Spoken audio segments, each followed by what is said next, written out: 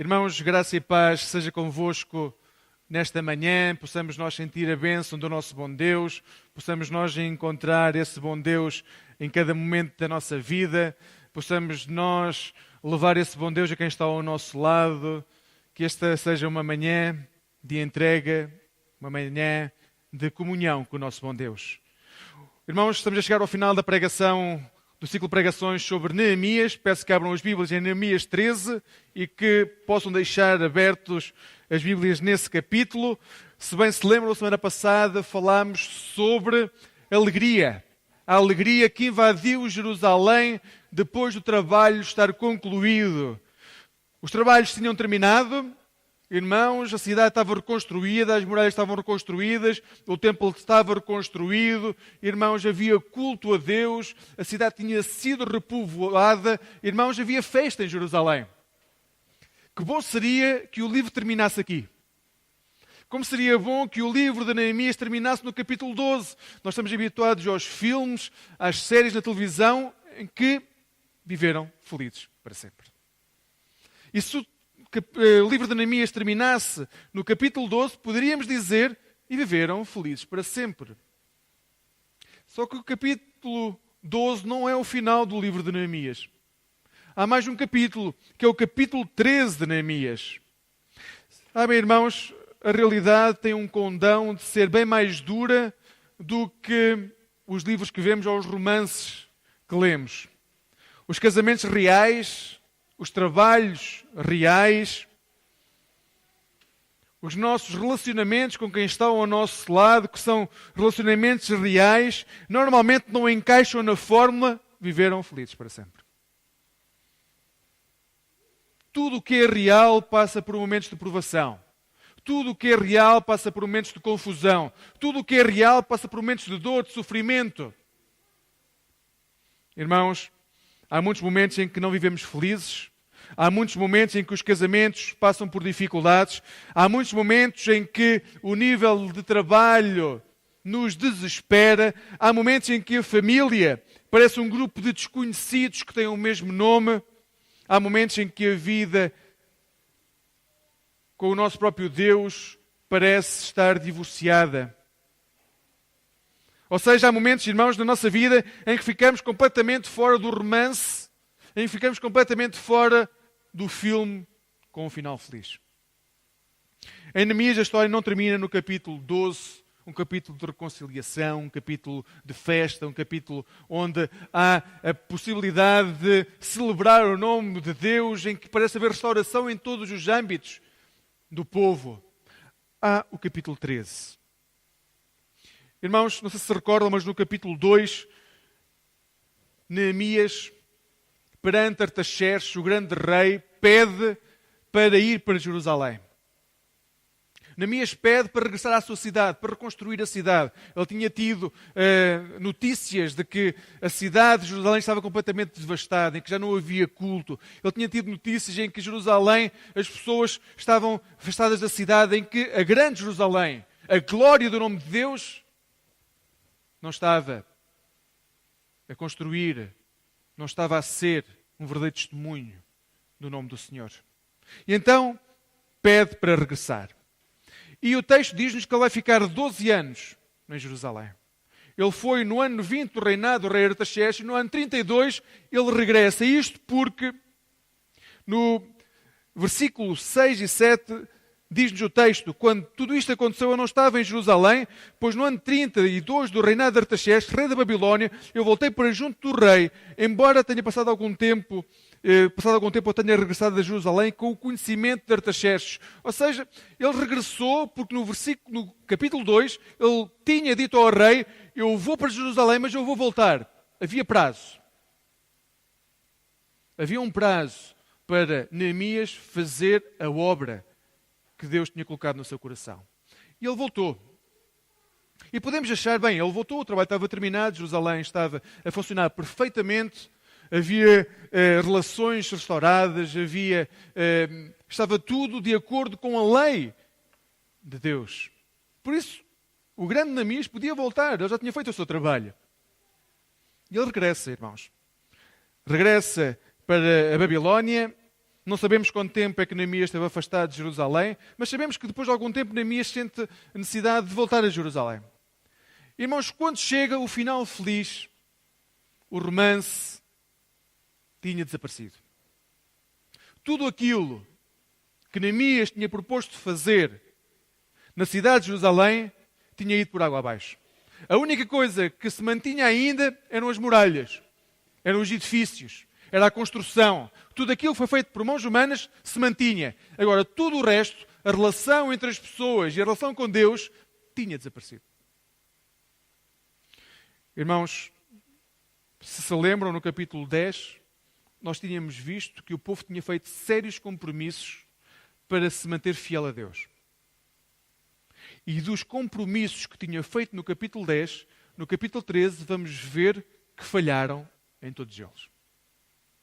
Tudo aquilo a que se comprometeram, o povo falhou. No passado, o povo tinha dito que não se iria casar com homem ou mulher que não tivesse o mesmo Deus. Não iria aceitar em Jerusalém outros deuses a coabitar com o povo. Não iriam aceitar que outros deuses destruíssem a realidade que era a sua intimidade com Deus. No capítulo 10, nós vimos que o povo se comprometeu a guardar o dia do Senhor para louvar Deus. Que não iriam aceitar comércio, que não iriam dar do seu dinheiro a outros povos no dia que era o dia do Senhor. Iam guardar este dia para louvar o Senhor. No passado, o povo tinha dito que iria suportar o templo. Queria suportar a atividade, queria suportar a forma de cultuar a Deus. Irmãos, tudo isto desapareceu. Em apenas alguns momentos, não sabemos se dias, se anos, tudo isto que foi um compromisso sério do povo, desapareceu. Todas as áreas que tinham sido transformadas por Deus, tinham sido abandonadas pelo povo. Os israelitas tinham voltado a casar com homens e mulheres de outros povos, outros deuses tinham invadido Jerusalém, o sábado passou a ser um dia de comércio, já não se entregava ofertas ao templo, o que acabou por afastar os levitas e os cantores da cidade, ou seja, já não se prestava culto a Deus, e deve ter sido devastador para Neemias voltar a Jerusalém, depois de deixar uma cidade construída, uma cidade fiel a Deus, voltar e ver que a cidade se encontrava exatamente da mesma forma que se encontrava quando ele chegou a primeira vez. Tudo aquilo que o povo tinha sido transformado, tinha desaparecido. Irmãos, e peço-vos para olhar para o capítulo 13, versículos 1 e 2. Diz-nos o texto: certo dia, ao ler-se publicamente o livro de Moisés, verificou-se que lá estava escrito que os amonitas e os moabitas nunca deveriam fazer parte da comunidade do povo de Deus, já que eles, outrora, não tinham ido ao encontro dos israelitas para os receberem com alimentos. Pelo contrário, até pagaram a Balaão para os amaldiçoar. O nosso Deus é que mudou aquela maldição em bênção. Irmãos, nestes versículos, o que eu gostaria de chamar a atenção é para o início. Certo dia, ao ler-se publicamente o livro de Moisés.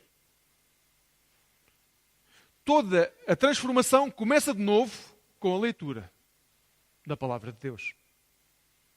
A transformação que Neemias vai exercer no capítulo 13 começa novamente com a leitura da palavra de Deus. Neemias podia chegar com a sua autoridade, uma autoridade ganha a pulso durante 12 anos em Jerusalém, mas o que Neemias começa é com a leitura da palavra de Deus. E a palavra de Deus é muito clara. Os amonitas e os moabitas, vizinhos de Israel, que não tinham ajudado Israel, que tinham até dificultado a chegada de Israel à terra prometida, estes povos não podiam coabitar com os israelitas. Irmãos, mas tudo isto tinha desaparecido. Durante a ausência de Neemias, os moabitas e os amonitas voltaram a estar em Jerusalém. Sem um líder temente a Deus, o povo tinha percorrido os seus próprios desejos e não o desejo do Senhor.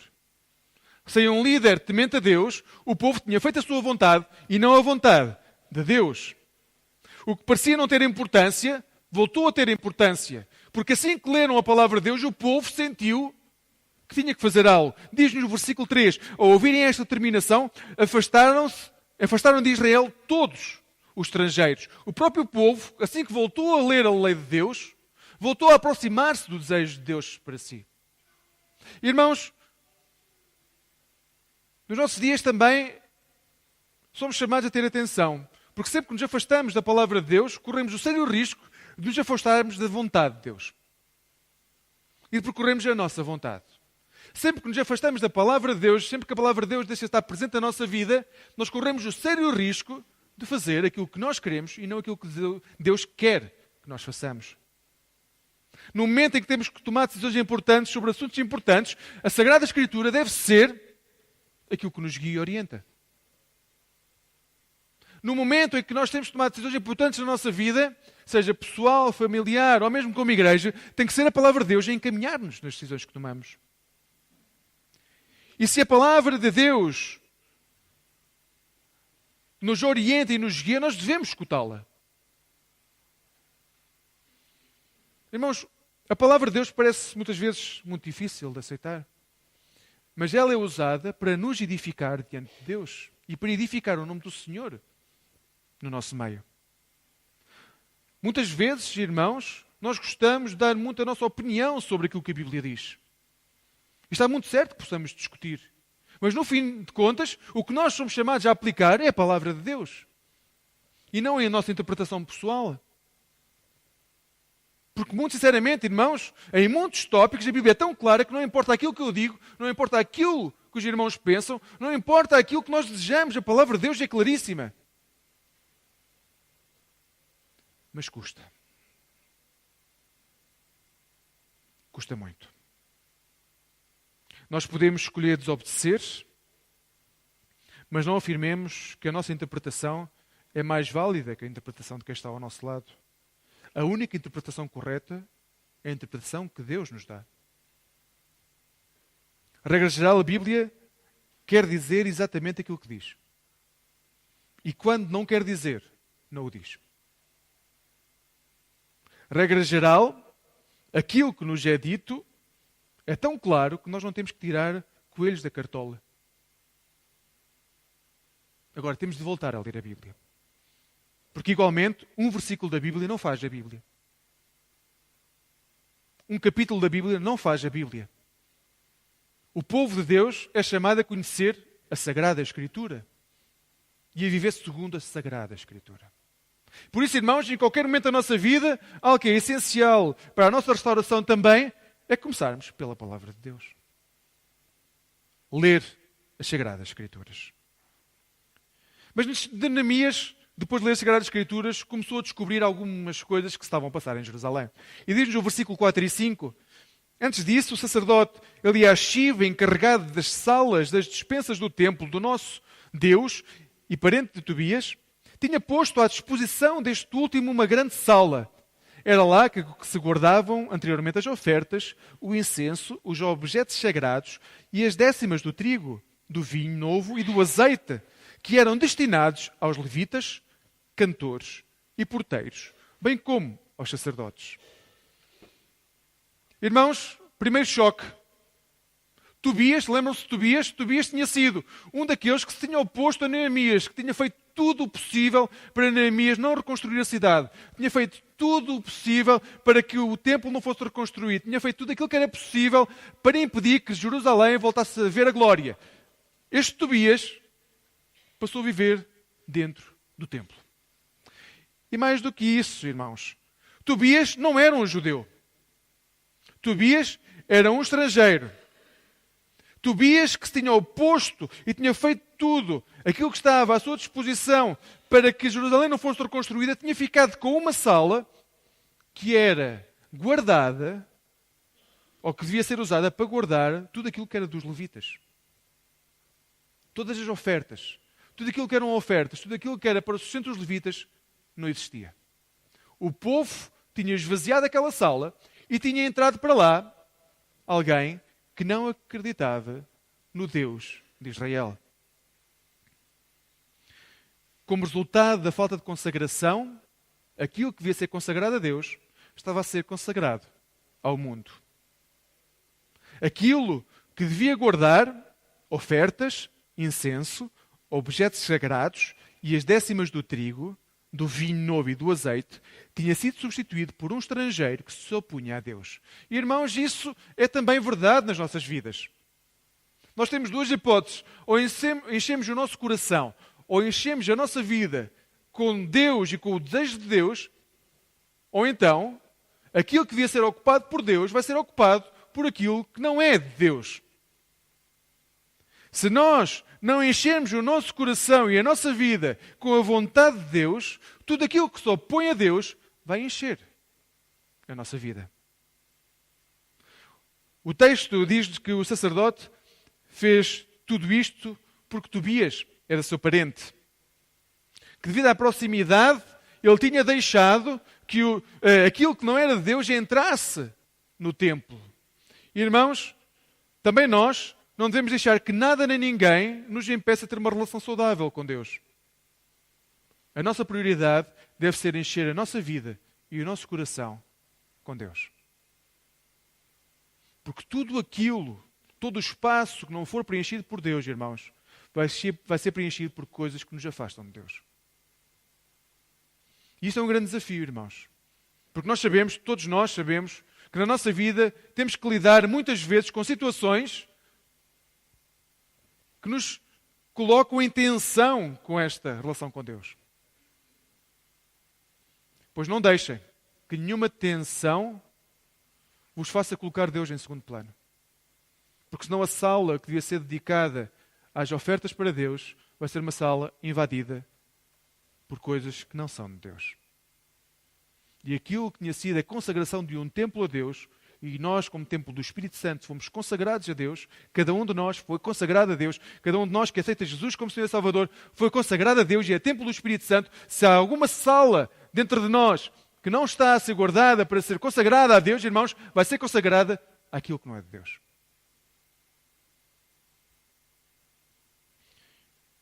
Diz no versículo 8 e 9, irmãos, que Neemias se sentiu completamente desgostado com aquilo que estava a passar. Diz-nos o texto: isso desgostou-me profundamente e mandei ir pôr fora dessa sala tudo o que pertencia a Tobias.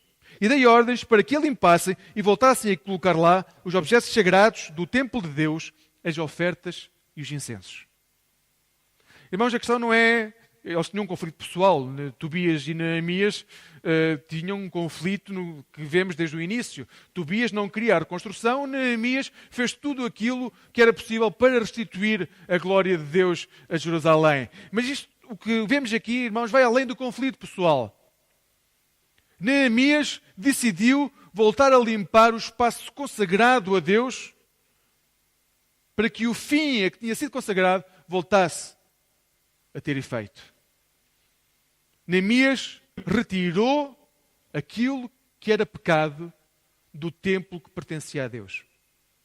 Possamos nós também, conscientemente, irmãos, retirar de nós, daqueles cantos mais recônditos do nosso ser, o pecado que habita em nós, para voltarmos a consagrar o nosso templo a Deus.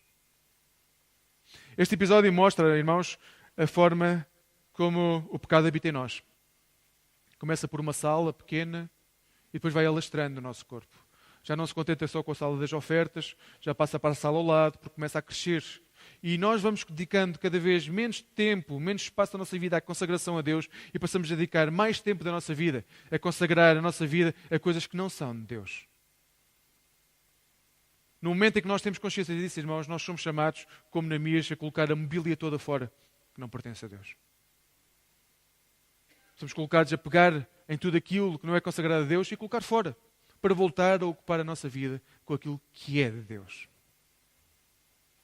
É um trabalho difícil. É um trabalho que exige esforço. Mas é um trabalho, irmãos, que é necessário se nós nos queremos consagrar a Deus. Irmãos, o pecado invade-nos de forma silenciosa. E é tão silencioso que nos faz comprometer a nossa vida. Nós começamos a dedicar mais tempo da nossa vida àquilo que é deste mundo do que aquilo que é de Deus. E quando chega a tensão de saber como podemos agir diante de determinado momento, diante de determinado assunto, corremos o risco, o sério risco, irmãos, de cair na tentação de seguir as coisas deste mundo. De nos dedicarmos àquilo que é do mundo. Contudo, irmãos, ainda que sejamos pecadores, nós temos de ter a firme convicção que não podemos tolerar o pecado na nossa vida.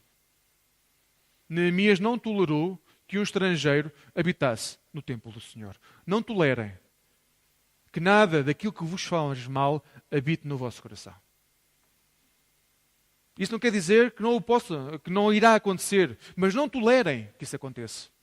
Não aceitem como normal que isso aconteça. Não aceitem que a vossa vida tenha que ser tocada por coisas que nos afastam de Deus. Irmãos, este mundo traz-nos aflições, pois não vivamos de acordo com este mundo. Procuremos sempre viver de acordo com a vontade de Deus. Tentemos diminuir ao máximo estas tribulações que o mundo dá para poder viver as glórias de Deus. Usem-se mutuamente, irmãos. O texto não diz que Neemias carregou os móveis sozinho.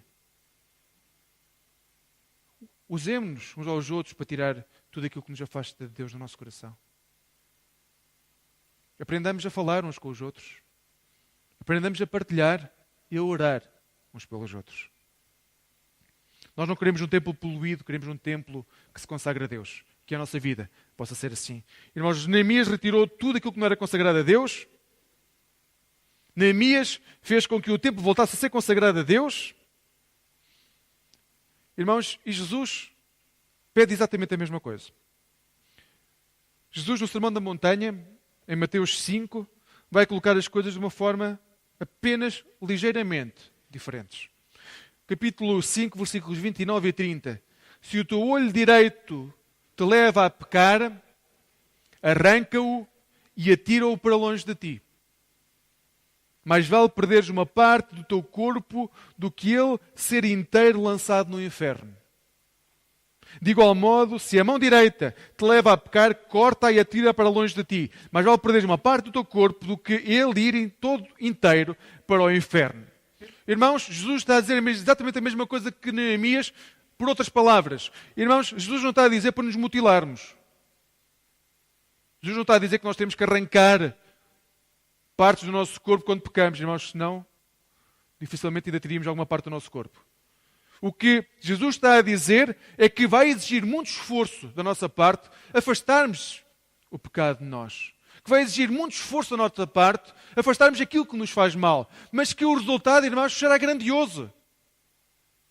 Se à partida parece um trabalho que nos vai exigir muito, irmãos, não vai só parecer, vai exigir muito. Mas o resultado final será uma vida de bênção. Porque nós temos, irmãos, no fundo, que saber se esperamos que a nossa vida seja plena e perfeita em alguns momentos neste mundo, ou se estamos a trabalhar para viver na glória com Deus. Deixámos nós entrar o pecado na nossa vida? Certamente que sim. Nenhum de nós que hoje se encontra nesta sala pode dizer que não deixou que o pecado entrasse na sua vida. Mas estamos nós dispostos a comprometer a nossa relação com Deus para sermos aceitos pela sociedade, pelo mundo que nos rodeia? E importante, o que é que Deus coloca no nosso coração? Porque no fundo, irmãos, todas as pregações, tudo aquilo que dizemos, pode ser tudo muito bonito, mas o que é que Deus coloca no nosso coração quando lemos a palavra de Deus? O que é que Deus coloca no nosso coração quando escutamos as Escrituras? Porque é isso que interessa. Mas digo-vos, irmãos, muitas vezes Deus fala-nos quando estamos na igreja, em determinados momentos, e nós até escutamos, mas esquecemos rapidamente. Não tomamos seriamente aquilo que Deus nos diz. Levem a sério, irmãos. Se em algum momento Deus fala convosco, levem a sério o que Deus vos está a dizer. Não deixem para segundo plano. Não esperem para refletir sobre aquilo que Deus vos diz. Se Deus vos fala, levem a sério o que Deus vos está a dizer. À medida que Neemias avançava pela cidade, irmãos, ficou claro que aquilo que o povo se tinha comprometido no capítulo 10 tinha desaparecido completamente. Diz-nos o texto que soube, Neemias, que tinham deixado de dar aos levitas ofertas que lhe pertenciam e foi informado de que os levitas e os cantores encarregados do culto se tinham retirado cada um para as suas terras. Irmãos, já não havia culto. Já não havia culto. A promessa tinha sido cobrada. Já não sustentava o culto a Deus. Os levitas e os cantores não tinham abandonado a cidade porque lhes apeteceu. Abandonaram a cidade porque estavam a passar fome. Não havia culto a Deus porque as salas que deviam sustentar estas pessoas estavam vazias. E estes homens tiveram que ir trabalhar para fora da cidade. O povo que se tinha comprometido a manter este culto, irmãos, tinha quebrado a sua promessa. A promessa estava muito no passado. Estou no passado, que até já tinham esquecido que a tinham feito. Este esquecimento do povo, esta incapacidade de sustentar a própria casa de Deus, tinha como consequência que o culto a Deus tinha desaparecido. Tinha-se reduzido ao mínimo. Apesar de tudo aquilo que Deus tinha feito por aquele povo, irmãos, o povo tinha-se esquecido de Deus. E tal como naqueles tempos, amados irmãos e irmãs, se como povo de Deus formos fiéis no pouco, Deus aumentará aquilo que é a nossa responsabilidade e nos dará muito mais. Irmãos, como naquele tempo, Deus, acredito profundamente que não está disposto a dar aquilo que nós não somos capazes de cuidar. Deus irá aumentar na nossa vida não aquilo que nós merecemos, mas aquilo que estamos capazes de cuidar. Em todas as áreas.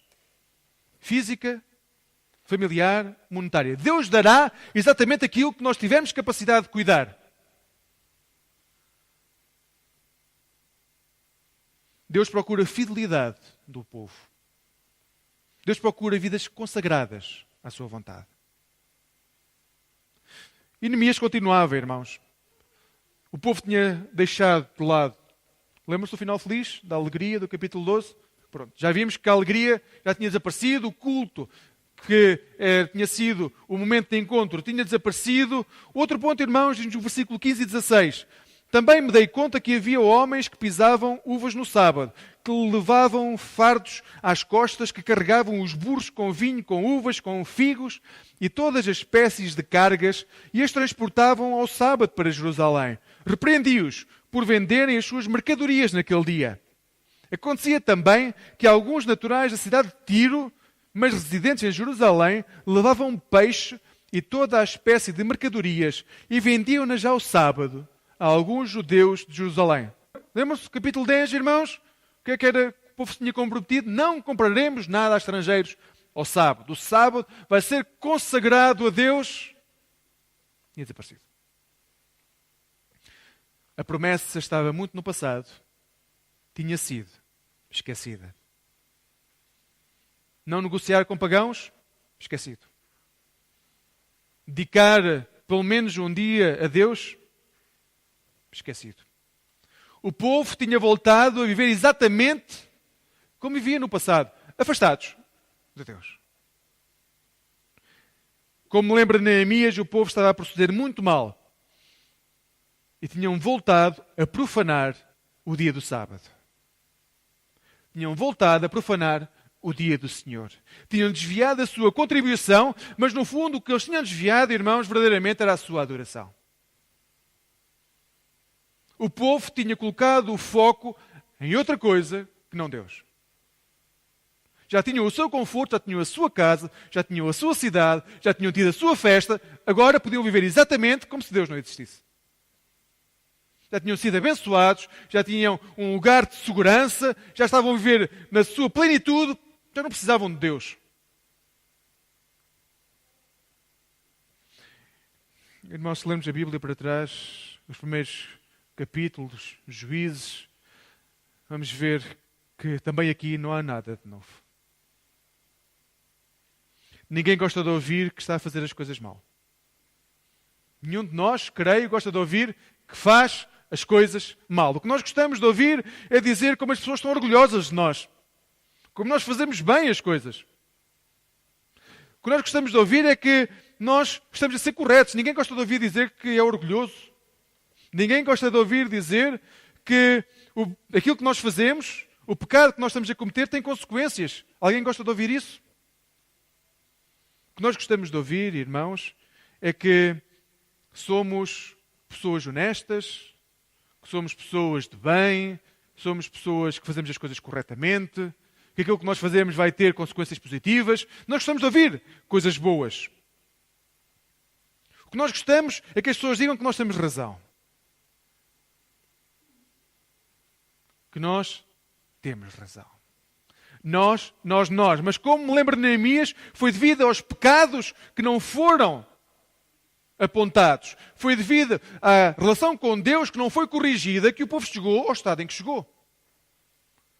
Porque todos aceitavam essa forma de viver. A sociedade voltou a estar em decadência e ninguém teve a capacidade de dizer o caminho que estão a seguir é errado. Irmãos e irmãs, só uma forma de dignificarmos o nome do Senhor diante da sociedade em que vivemos é consagrar a nossa vida a Deus. Só dignificamos o nome do Senhor se glorificarmos o nome do Senhor. Se consagrarmos a nossa vida a Deus. Irmãos, não é consagrar templos. Não é consagrar um culto. É consagrar a nossa vida a Deus. O versículo 19 diz-nos que o primeiro passo de Neemias foi fechar as portas da cidade. Neemias achou que tinha que haver medidas drásticas. Por isso a primeira coisa é, ao sábado, fechamos a porta da cidade, não entra ninguém e nós vamos voltar a celebrar o culto a Deus. Mas mesmo assim havia pessoas que iam lá bater à porta a tentar entrar. E Neemias, eles disse-lhes, não voltem cá, porque eu não vos vou deixar entrar. Eu não vou deixar que façam mal ao meu povo. Afastem-se. Ou seja, irmãos, irmãs, também na nossa vida nós temos que fechar muitas vezes a porta para repensar muito bem a forma como vivemos. Ou pelo menos a forma como tratamos determinados assuntos. Sejam assuntos pessoais, familiares, de trabalho.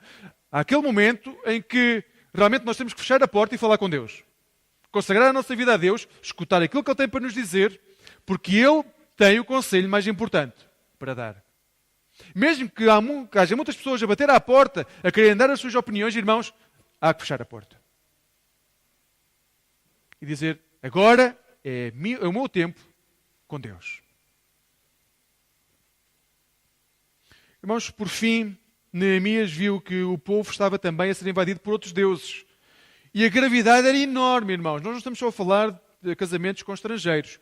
O que o texto nos diz, irmãos, versículos 23 e 24, verifiquei também que, naquele tempo, havia judeus que se tinham casado com mulheres de Asdod, de Amon e de Moab.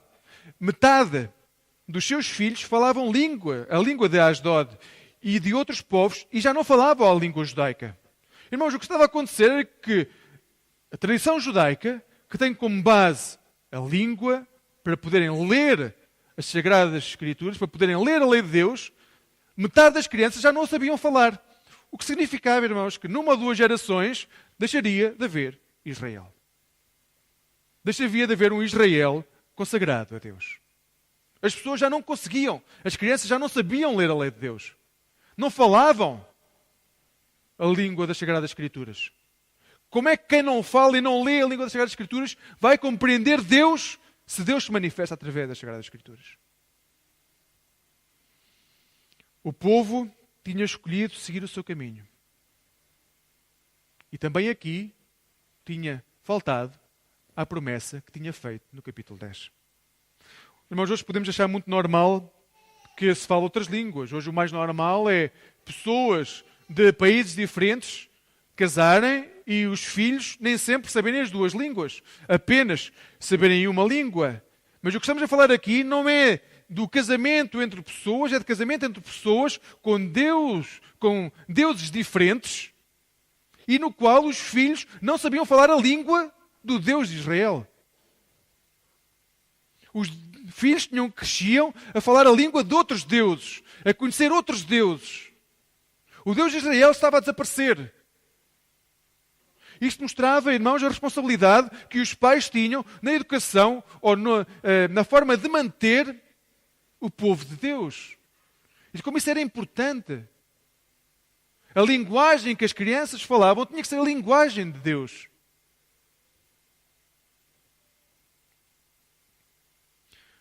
Irmãos, o mesmo acontece na nossa vida e na vida dos nossos filhos. Se não colocamos Jesus Cristo no centro da vida dos nossos filhos, se não os ensinamos com o testemunho de Jesus Cristo, se não esperamos que eles cresçam saudáveis com Jesus Cristo, eles vão crescer saudáveis com outros deuses.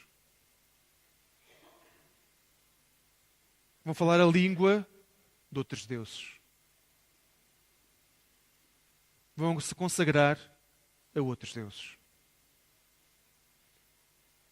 Como podemos esperar que haja um avivamento e que as pessoas coloquem Jesus Cristo se nós, aqueles que conhecem a sua palavra, não agirmos de acordo com a sua vontade? Neemias é muito claro nesse ponto. O povo de Deus é chamado a ser povo de Deus. O povo de Deus é chamado a cumprir a vontade de Deus. O povo de Deus é chamado a colocar Deus em primeiro lugar. O povo de Deus é chamado a consagrar a sua vida a Deus. Irmãos, como conclusão, hoje vimos que, como povo de Deus, Israel falhou em muitas áreas. Tudo aquilo a que se consagrou, falhou. Hoje vimos que falhou a nível familiar, a nível social e a nível espiritual. E que os graves danos que tinham acontecido no passado podiam voltar a acontecer no tempo de Neemias. E ao olhar para os textos, irmãos, podemos pensar que estes israelitas foram irresponsáveis. Podemos pensar, mas como é que estes homens, depois de verem a grandiosidade da reconstrução das muralhas em 52 dias, verem como a cidade ficou bonita, cheia de pessoas, onde houve tanta alegria, como é que passado alguns tempos já se tinham esquecido de tudo isto? Como é que é possível que tudo isto tenha acontecido em tão breve espaço de tempo? Irmãos, perante o que vemos e o que lemos, irmãos, há que ponderar seriamente que a consagração do povo se deveu muito mais àquilo que viram da obra de Deus do que a um coração transformado. Irmãos, se nós víssemos as obras que aqueles homens viram, construir uma muralha de uma cidade enorme, mais de 1 quilómetro, mais por volta de 20 metros de altura, 3 metros de largura, em 52 dias, não ficaríamos nós também a pensar, realmente Deus é grande. Se víssemos o povo a ser reconstruído, se víssemos o povo alegre, não iríamos todos pensar, Deus é grande.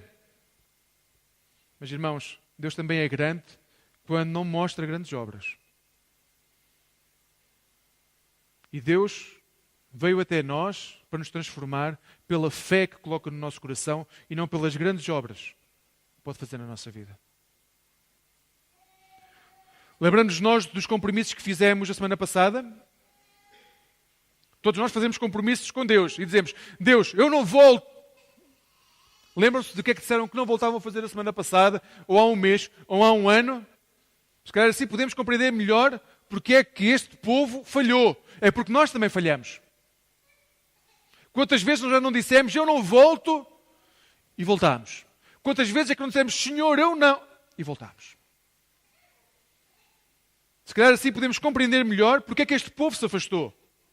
E se calhar ao olhar para nós próprios, podemos ver o quanto nós precisamos de Jesus Cristo para nos mantermos fiéis à palavra de Deus.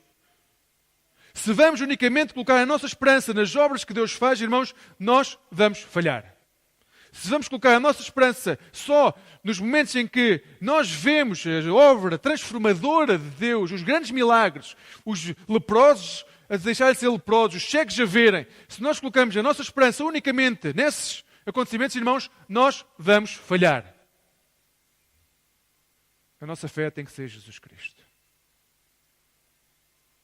A nossa fé tem de ser depositada naquele que tirou de nós o pecado para o levar sobre si. A nossa fé tem que ser colocada naquele que nos transformou verdadeiramente. Em Romanos 8,3, o apóstolo Paulo diz, de facto, Romanos 8,3, de facto Deus fez aquilo que a lei de Moisés não podia fazer, por causa da fraqueza humana. Deus condenou o pecado na natureza humana ao enviar o seu Filho, que veio com uma natureza semelhante à do homem pecador, e deste modo condenou o pecado. Só colocando a nossa fé neste Deus e neste Senhor, neste Jesus Cristo, nós podemos viver uma vida transformada. Só com a nossa gratidão e nunca com o nosso sacrifício nós podemos reconhecer Deus e transformar a nossa vida. Se nós nos aproximamos de Deus como um sacrifício, irmãos, nós vamos falhar. Se nós nos aproximamos de Deus como um ato de recompensa, nós vamos falhar. Nós só nos podemos aproximar de Deus e ver a nossa vida transformada se entregarmos a nossa vida em sacrifício vivo, para louvor ao nosso bom Deus. Irmãos, hoje, e depois de 13 semanas, foram mais porque houve interrupções, mas depois de 13 domingos a olhar para Neemias, para aquilo que se passou no tempo de Neemias em Jerusalém, quero dizer-vos que nunca serão restaurados verdadeiramente se pensarem que essa restauração, seja a nível familiar, social ou espiritual, depende de vós. Se a algum momento acharem que essa restauração depende de vós, nunca irá acontecer. Temos de colocar os nossos olhos em Jesus Cristo. Aceitá-lo como nosso Senhor. Seguir os seus ensinamentos. Ser discípulos ativos de Jesus Cristo. Em todas as áreas da nossa vida. Quando Jesus Cristo for o nosso Senhor, a nossa vida será restaurada. Ele é o único que pode fazer isto por nós. Amados no Senhor, que nós possamos, em Jesus Cristo, nascer de novo. É isso que Nicodemos quer fazer em Jesus Cristo, nascer de novo. E nascer de novo é deixar no passado aquilo que nos prendia às coisas velhas.